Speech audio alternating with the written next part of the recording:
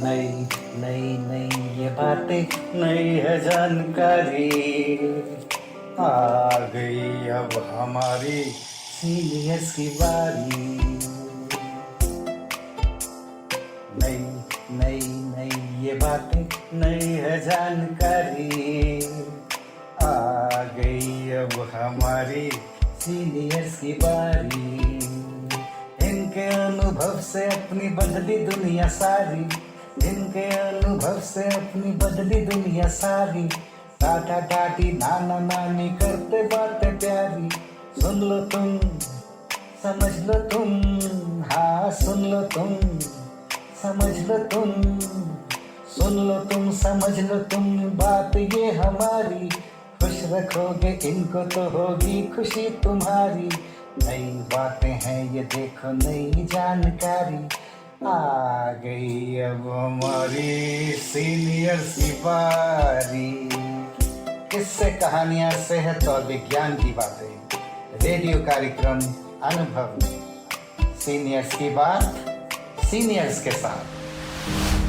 राष्ट्रीय सामाजिक रक्षा संस्थान, सामाजिक न्याय और अधिकारिता मंत्रालय, भारत सरकार एवं मीडिया फॉर कम्युनिटी फाउंडेशन और अनुग्रह दिल्ली के संयुक्त तत्वावधान में प्रस्तुत करता है वरिष्ठ नागरिकों के लिए ऑडियो श्रृंखला अनुभव 2.0। इस कार्यक्रम की रूपरेखा बनाई है डॉक्टर आर श्रीधर ने, जिसमें आशीष तिवारी का संयोग है। इसका समन्वय और आयोजन आभा चौधरी द्वारा किया जा रहा है। इसका संपादन किया है फरजीन सुल्तान ने और इसकी साक्षात्कारकर्ता हैं दिव्या।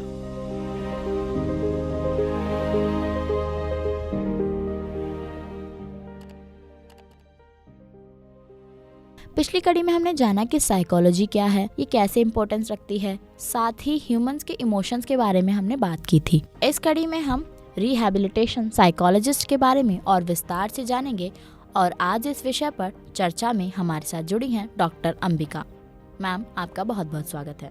पिछली कड़ी में मैम हमने जाना था इमोशंस और उनसे जुड़ी प्रॉब्लम्स और हेल्थ डिजीज के बारे में। कार्यक्रम की इस कड़ी में मैं आपसे जानना चाहूंगी कि जैसे सीनियर सिटीजन्स हैं, हम उनको बोलते हैं, जैसे उनकी उम्र बहुत बड़ी होती है तो उनके पास एक तजुर्बा होता है, इनको अपने इमोशंस के बारे में भी पता होगा, तो क्या उनको भी साइकोलॉजिस्ट से जुड़ी समस्याएं होती हैं, और यदि होती हैं तो उनके बारे में हमें बताएं। और जैसे जो फाइनेंशियल वीकर सेक्शन होता है, जो बोलते हैं कि उनके पास इन समस्याओं के लिए टाइम ही नहीं होता है, तो इस पर आप क्या कहना चाहेंगे, इसके बारे में भी हमें थोड़ा बताएं। तो ऑन एन एवरेज जो मैंने देखा है, जो सीनियर सिटीजन्स के समस्या है, एक है उनको लगता है अब हमारे बच्चे हमारे साथ नहीं है, यानी they have gone out of home for work. It could be within the country but still they are not with them.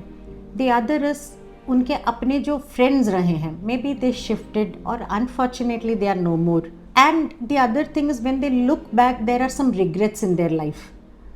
So these things start causing emotional turmoil in them. तो sadness एक बहुत common सा चीज़ देखा है मैंने in elderly people. And the other thing is some amount of regret that I could not do some things that I wished to do at a certain age. तो ये बहुत ही commonly दिखता है. And the other thing is, you know, will I become alone? Fear of loneliness, वो भी एक issue दिखता है इनमें। सो यस, वो थोड़ा सा डीप रूटेड लोनलीनेस मुझे लगता है, मैंने जितने लोगों से बात की है, थोड़ा सा डीप रूटेड है वो। जो there is no time for this emotional trauma जो हम कहते हैं ना, that itself is a trauma, because the person is constantly thinking of what do I do next, for my next meal मैं क्या करूँ। तो हमारा ब्रेन जो है, it works in a very specific way. जब भी एक कॉन्फ्लिक्ट होता है, जब भी एक स्ट्रेस होता है, वो एक ओवरड्राइव में जाता है हमको प्रोटेक्ट करने के लिए। So it starts releasing some hormones, some chemicals that cause harm to our body. तो ये जब लगातार चलता है, that is when we have this emotional collapse. तो ऐसा नहीं है that somebody who is from the low income strata will not have emotional problems. They also have, maybe they don't have time to address it, या उनको ये नहीं पता कि हम किसके पास जाएं, या they feel अगर मैं जाऊं तो लोग मेरे पे हंसेंगे। सो मल्टीपल अदर रीजंस की वजह से नहीं है, बट इमोशंस हम सबके अंदर हैं और सिमिलर इमोशंस हैं, बस उसका इंटेंसिटी ऊपर नीचे होगा।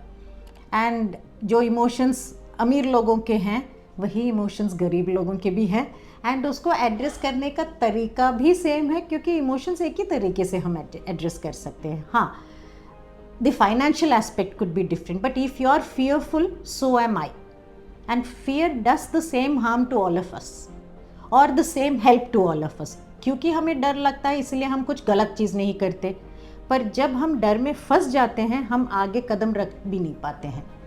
सो this is how we have to understand emotions. तो अगर हम गरीब इंसान से भी बात करेंगे उनके पास भी शायद स्टोरीज उतने ही होंगे जितने किसी और के पास हैं। So it is very important to address that also. इसीलिए community initiatives are very helpful, क्योंकि वो शायद एक इंडिविजुअल काउंसलिंग के लिए ना आ पाए या उनको थोड़ा ऑकवर्ड लगे, तो वहाँ पे we should reach out to that community, be there and do that as a part. मेरे में एक इमोशन है जो मुझे हेल्प नहीं करता, ये पहचानना सबसे बड़ी बात है। जैसे ही हम वो पहचानेंगे, जैसे हम सब कपड़े बदलते रहते हैं, like we buy new clothes, we let go of the old ones, तो हमको पता चलता है ना ये मेरे लिए टाइट हो गया, ये मेरे लिए लूज हो गया, तो पहचानने के बाद हम नेक्स्ट लॉट खरीदते हैं। सिमिलरली इमोशन को becoming aware that you are having a particular emotion is very important. Once you understand that what is the emotion that you need to allow to go, once you also understand that, that's when either खुद से try करो आप, there are बहुत सारे छोटे छोटे techniques हैं with which we can work and let manage our emotions। अगर ये नहीं होगा तो then you meet a professional, like for example I use a very simple technique called tapping।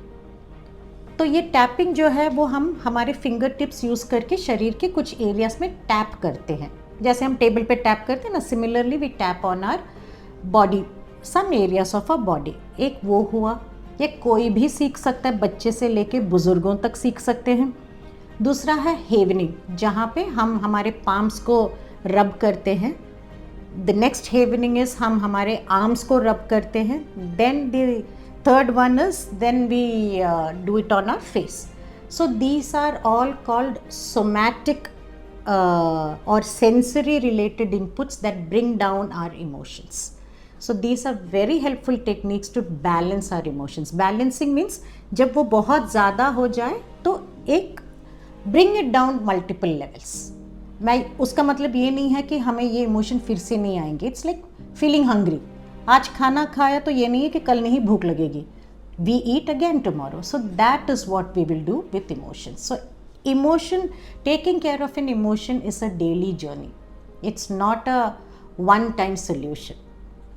So like the way we take bath every day, take care of your emotion, so we can call it as emotional hygiene. So take care of your emotions on a daily basis. इसीलिए तो हमारे tradition में योग है। You do yoga every day, I think we'll automatically remain balanced। We do some simple breathing, we will remain automatically balanced। But if there is a problem that we are not able to address, then we ensure that we meet a person who can help us। Ma'am, आपको क्या लगता है कि क्या कोई particular emotions होते हैं जिन पर ज़्यादा ध्यान देने की ज़रूरत होती है? हाँ, ओल्ड एज में मैंने देखा है डिप्रेशन थोड़ा सा कॉमन है, बिकॉज वो सैडनेस से शुरू होके जब वो बहुत इंटेंस हो जाता है दैट बिकम्स डिप्रेशन। ऑफकोर्स वो डिप्रेशन को एसेस करने के तरीके हैं, we just don't call any sadness as depression, but sadness and withdrawal, you know, you don't want to do things, you don't want to meet people. मैं नहीं चाहता कि लोग मेरे से आके बात करें, या लोग मेरे से जब बात करेंगे तो I do not know what to tell them, और the fear of you know they will laugh at me, they will जज मी। ये बहुत कॉमन है एल्डरली लोगों में, and they feel that they may not be accepted in a particular society because they may not fit in. तो वो fit in होने के चक्कर में वो परेशान हो जाते हैं। They try to fit in and they feel that they are not welcome. That may not be true. It's not that elderly people are not welcome, but they feel like that। तो मुझे लगता है it is very important, one for them to feel that confidence, and two for people to make them feel more at ease। So it is a two-way process, it's not just a one-way process, so it's a two-way process। So इसमें एक छोटा सा चीज़ जो हमारे elderly population को help कर सकता है वो ये है that they remember their simple achievements because they have achieved many things which the younger generation is yet to see. And जैसे आपने कहा that's a generation who has a lot of wisdom. They may not have the media wisdom per se, but they have their life wisdom. It's very important that they remember that, and it's also important that they spread their wisdom. Do not hold on to that wisdom.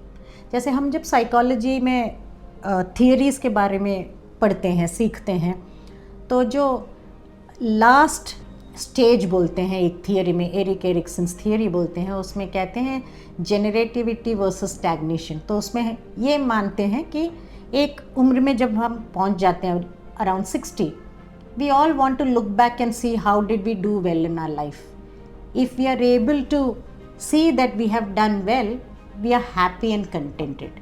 So can we bring in that containment? That is what is important. And मुझे लगता है ये containment केवल elderly population नहीं, हम सब के लिए बहुत इम्पॉर्टेंट है because that brings a smile on our face. So that's how I see the old age as. अभी आपने सुना हमारा एक खास कार्यक्रम। उम्मीद है कि आपको हमारा एक कार्यक्रम पसंद आया होगा। अगली कड़ी में फिर मिलते हैं इसी विषय पर विस्तार से चर्चा को लेकर। तब तक के लिए धन्यवाद।